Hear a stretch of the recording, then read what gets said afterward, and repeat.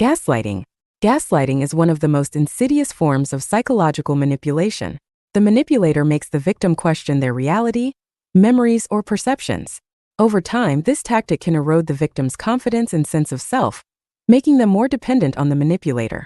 For example, a gaslighter might deny things they said or did, even when there's evidence, leaving the victim feeling confused and doubtful.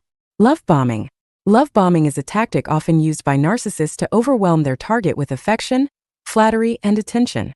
Initially, this makes the victim feel special and deeply connected to the manipulator.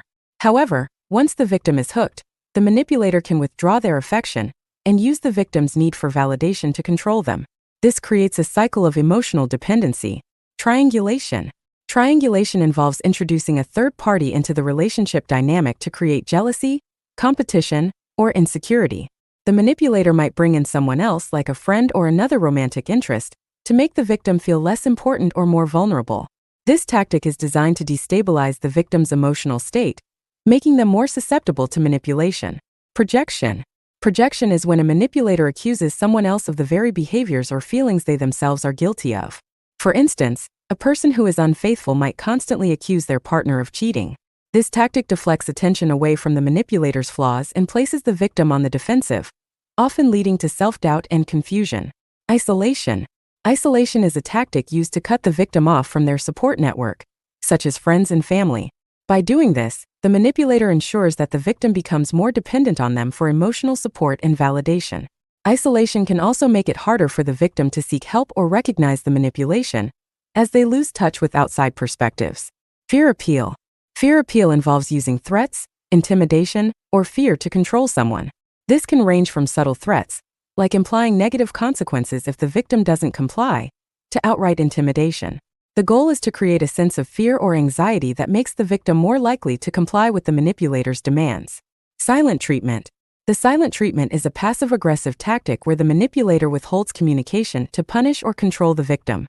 By refusing to engage, the manipulator creates an uncomfortable silence that the victim is often desperate to resolve. This can lead the victim to apologize or give in, even if they weren't in the wrong, just to restore communication. Mirroring. Mirroring is when a manipulator mimics the behavior, interests, or values of their target to create a false sense of connection. By appearing similar, the manipulator can gain the victim's trust more easily. Once the victim feels understood and connected, the manipulator can exploit this bond for their own purposes, often revealing their true intentions later on. Guilt tripping. Guilt tripping involves making the victim feel guilty or responsible for the manipulator's problems or emotions. This tactic can make the victim feel obligated to comply with the manipulator's demands, even if it's against their best interests. Over time, the victim may start to internalize this guilt, leading to a cycle of manipulation and control. The foot in the door technique.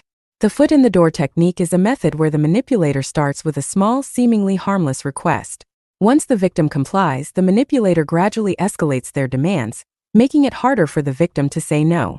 This tactic is based on the principle of consistency, where the victim feels compelled to agree to larger requests to maintain their self-image as someone who is helpful or cooperative.